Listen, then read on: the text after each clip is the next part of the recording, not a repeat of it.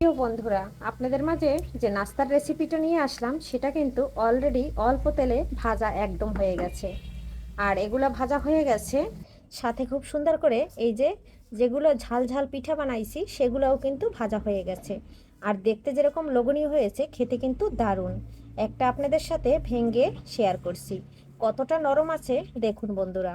আর এই রকম নরম খাবার আমাদের শরীরের জন্য খুবই ভালো। বেশি শক্ত খাবার খেলে পেটে ব্যথা করে। তাই বন্ধুরা, এভাবে আপনারা নাস্তাগুলো বানালে একদম খুব ভালো হয়। আর এভাবে খেলে কোনো সমস্যা হয় না, বাচ্চা থেকে বড়রা সবাই খেতে পারবে। বয়স্ক মানুষ যারা আছে, যাদের দাঁত নাই, তারাও খেতে পারবে। নমস্কার বন্ধুরা, সবাই কেমন আছেন? আমি পাপড়ি কিচেন অ্যান্ড ব্লগ থেকে চলে আসলাম আপনাদের মাঝে। আজকে বানাবো একটা নাস্তা আলু ভাজা দিয়ে। সঙ্গে থাকুন। প্রথমে এখানে 2 কাপ আটা নিয়েছি, লবণ দিয়ে একটু মেখে নিলাম। এরপরে হালকা কুসুম গরম জল দিয়ে মেখে নেব। আর আজকে নাস্তা হচ্ছে আলু ভাজি দিয়ে। আলু ভাজি দিয়ে ঝাল ঝাল নাস্তা। আলুটা ভাজি করে রেখেছি, আর এখন আমি আটাটা মেখে নিচ্ছি। মেখে নিয়ে তারপরে আসতেছি বন্ধুরা। এখন এখানে একটু জল দিয়ে দিচ্ছি, আর গরম জল দিচ্ছি বন্ধুরা, ফুটন্ত গরম জল। আর এখানে যেটুকু লাগবে ওইটুকুই দিয়ে দিচ্ছি। এরপরে দেব একটু ঠান্ডা জল দিয়ে আমি খুব সুন্দর করে একটা ডো তৈরি করে নেব। তারপরে বেলাবেলির ঝামেলা ছাড়া নাস্তাগুলো করে নেব। এটা আপনারা চাইলে মানে বেলা রুটিটা বেলে তারপরেও নাস্তাটা বানাতে পারেন, কিন্তু আমার এইভাবে সুবিধা হয়, তাই আমি এভাবেই বাড়িয়ে নেই। আর একটু জল লাগবে, আর একটু জল দিয়ে দিচ্ছি। আর বন্ধুরা, এভাবে একটু গরম জল দিয়ে দিলে নাস্তাটা একদম নরম থাকে, আর খেতেও দারুণ হয়। অনেক সময় দেখা যায় কি, আটা বা ময়দা দিয়ে নাস্তা বানালে শক্ত হয়ে যায় একটু ঠান্ডা হইলে, কিন্তু এইভাবে যদি গরম জল দিয়ে একটু বানানো হয় তাহলে আর শক্ত হয় না, একদম নরম থাকে। এই যে আমার হয়ে গেছে। এখন আমি আস্তে আস্তে একটু ঠান্ডা হলে হাত দিয়ে মেখে নেব। এখন একটু বাতাসে রাখবো ফ্যানের নিচে। বন্ধুরা, এই যে দেখুন, একদম খুব সুন্দর করে ডোটা মাখা হয়ে গেছে। এখানে কোনো ঠান্ডা জলও লাগে নাই। আমি যে পরিমাণে জলটা দিয়েছি এটা একদম পারফেক্টলি হয়েছে। আর আমার ননদে আমাকে হেল্প করতেছে, ওই যে কয়েকটা আপনাদের ঝাল ঝাল কুলি পিঠা বানায় দেখাবো। তবে কুলি পিঠাটা বানাতে গেলে হাত দিয়েও বানানো যায়, আর একটু ফিরে বেলুনে বেলেও নেওয়া যায়। তাহলে এখানে আমি 2 ধরনের নাস্তা বানাচ্ছি, একটা বেলা ছাড়া আর একটা বেলে। তাহলে এখানে আমার ডোটা তৈরি করা হয়ে গেছে, আর দেখতেই পারছেন কত সুন্দর। আর হাতে কিন্তু একদম লাগবে না বন্ধুরা। এভাবে আপনারা একটু নরম নরম ডো যদি তৈরি করেন, তাহলে এই টেকনিকটা ফলো করবেন, অবশ্যই আপনারা পারবেন। আমি কিন্তু এই যে এখন এটা আমি একটু গোল করে নিচ্ছি বন্ধুরা। এই যে দেখুন, আমি হাত দিয়ে খুব সুন্দর করে, আপনাদের তো বলছি যে আমি বেলাবেলির ঝামেলা ছাড়াও পিঠা বানাবো, আর আমার ওদিকে ননদে পিঠা বানাচ্ছে, আপনাদের সেটাও দেখাচ্ছি। এই বেলাবেলির ঝামেলা ছাড়া যেটা আমি করছি সেটা আপনাদের সাথে আমি একটা শেয়ার করছি। আর ওদিকে আমার দিদি ভাইও খুব সুন্দর করে বানিয়ে নিচ্ছে। এই যে দেখুন, এভাবে যদি আপনারা খাওয়ার সময় আলু ভর্তা বেঁচে যায়, তাহলে আপনারা খুব সুন্দর করে, এটা কিন্তু আমি বেলে নিই নাই, আর আমার দিদি কিন্তু বেলে নিয়েছে। এভাবেও হাত দিয়ে আপনারা এই যে খুব সুন্দর করে একটা শেপ দিয়ে বানানো যায়। এই যে দেখুন কত সুন্দর হয়েছে। এটা যেহেতু বেলাবেলির ঝামেলা ছাড়া, তাই এটা আর কি একটু একটু এই যে হয়ে গেছে কিন্তু দেখুন। আর আমার ননদে যেটা বানাচ্ছে এই যে দেখুন, সেটাও দেখাই দিচ্ছি। এই যে এটা কিন্তু বেলে নিচ্ছে। তো এটা বেলেও বানান যায় এবং হাত দিয়েও বানান যায়। আর আমি কিন্তু গোল শেপের আর একটা বানিয়ে দেখাচ্ছি।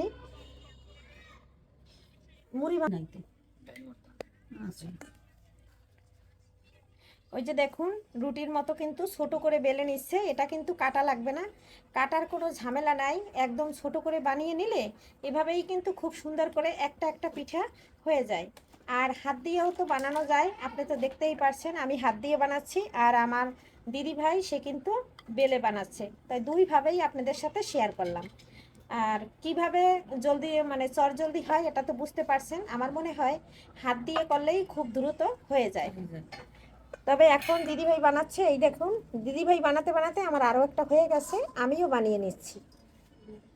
কই বন্ধুরা, ঘরে যদি বিকেলের কোনো নাস্তা থাকে, তাহলে এভাবে বেলাবেলির ঝামেলা ছাড়া খুব অল্প সময়ের ভিতরে আপনারা নাস্তা বানিয়ে চার সাথে খেয়ে নিতে পারেন। এবং হঠাৎ করে মেহমান আসলেও যদি ঘরে থাকে একটু আটা, তাহলে কিন্তু যে কোনো সবজি থাকলে এভাবে, ভাজি থাকলে কিন্তু এভাবে মজাদার নাস্তা বানানো যায়। কেল যে পিঠা খাওয়ার সময় যে অন্য কিছু লাগবে, মাংস লাগবে, তাছাড়া হবে না তা না। যা যা কিছু হাতের কাছে থাকে সেটা দিয়েই কিন্তু বানিয়ে নেওয়া যায়। হয়ে গেছে। আর আমি কিন্তু, আপনারা চাইলে এখানে ডিজাইনও দিতে পারেন কাঁটা চামচ দিয়া বা হাত দিয়া, কিন্তু ডিজাইন দেওয়ার কোনো প্রয়োজন নাই। আমরা যেহেতু এখন খাবো চায়ের সাথে, তারপরও আপনাদের সাথে একটু দেখাচ্ছি। আমি অত ভালো পারি না, আমার দিদি ভাই এবার খুব সুন্দর পারে, তাও আমি আপনাদের সাথে একটু দেখাচ্ছি। এভাবে আপনারা একটা ডিজাইন করেও নিতে পারেন বা কাঁটা চামচ দিয়ে একটা ডিজাইন করে নিতে পারেন, সেটা আপনাদের ইচ্ছা।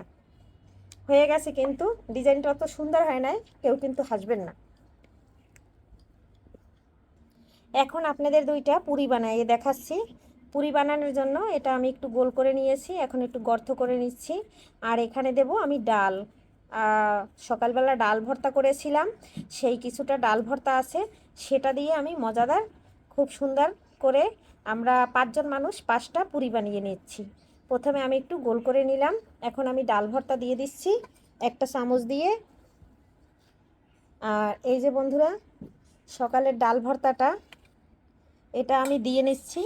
আপনারা চাইলে গরম গরম ডাল ভর্তা করেও সেটা দিয়েও বানাতে পারেন। আমার হাতের কাছে যেটা ছিল আমি সেটা দিয়েই বানিয়ে নিচ্ছি। আর এটা কিন্তু একদম গোল করে নেব পুরির মতন, তারপরে হাত দিয়ে বেলাবেলির ঝামেলা ছাড়া এটাও আমি বানিয়ে নিচ্ছি বন্ধুরা। প্রথমে মুখটা সিল করে নিচ্ছি, এখন এই হাতের পাতা দিয়ে কিন্তু খুব সুন্দর করে বানিয়ে নেওয়া যাবে।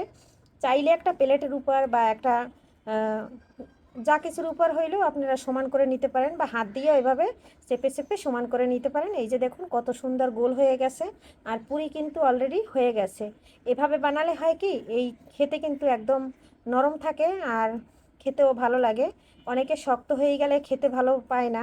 আর এটা কিন্তু আমি একদম কম তেল দিয়ে ভাজবো, আপনারা চাইলে ডুবো তেল দিয়ে ভাজতে পারেন, কিন্তু আমি অল্প তেল দিয়ে ভাজবো। আর বেশিরভাগ নাস্তাই কিন্তু আমি অল্প তেলে ভাজি।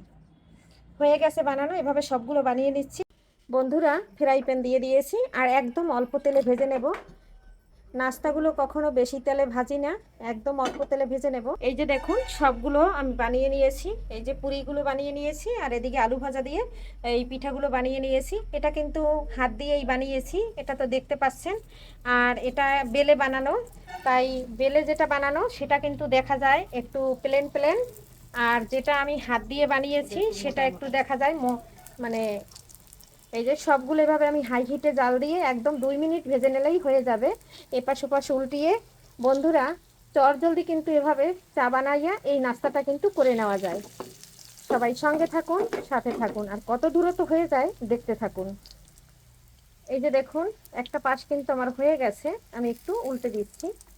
আর এটা কিন্তু বন্ধুরা বেলে তারপরে কিন্তু বানানো হয়েছে, আর সেগুলোই কিন্তু আগে দিয়েছি। এটা একটু পাতলা হয়েছে, তবে ঝাল ঝাল কিন্তু এই পিঠাগুলো ভীষণ ভালো লাগে খেতে। আর এরকম নাস্তা কার কার পছন্দ অবশ্যই জানাবেন। এই যে দেখুন বন্ধুরা, 1 মিনিটে তো কিন্তু হয় নাই, তবে সম্পূর্ণ পিঠাগুলো আমি কত সুন্দর করে ভেজে নিচ্ছি, দেখতে থাকুন বন্ধুরা। একদম সামান্য তেল দিয়ে এই যে ভেজে নিলাম, আর কত সুন্দর হয়েছে বন্ধুরা দেখুন। আর একদম কিন্তু 1 থেকে 1.5 মিনিট, 2 মিনিট লাগলো না, হয়ে গেছে কিন্তু। এখন আমি তুলে নিচ্ছি এই পাঁচটা, আমি এই পিঠাটার আরেকটু ভেজে নিচ্ছি, আর এগুলো এখন তুলে নিচ্ছি। এগুলো একদম হয়ে গেছে। এই যে দেখুন, এই যে দেখুন এক এক করে তুলে নিচ্ছি বন্ধুরা। এগুলো ভাজা হয়ে আসছে, এই যে দেখুন উল্টে পাল্টে ভেজে নিচ্ছি বন্ধুরা। সবগুলো ভাজা হয়ে গেছে, এখন আমি যে ডাল পুরিগুলো বানিয়ে নিয়েছি সেটা ভেজে। এদিকে দেখুন তেল দিয়ে দিয়েছি, আর ডাল পুরি ভাবছি 5টা বানাবো, পরে একটু আটা বেশি হয়েছে এর জন্য বানিয়ে নিলাম আরও 3টা, টোটাল 9টা পরে বানিয়ে নিয়েছি। আমার যা আটায় হয়েছে সেটাই বানিয়ে নিয়েছি। আর এই যে দেখুন একদম অল্প তেলে উল্টে পাল্টে ভেজে নেব।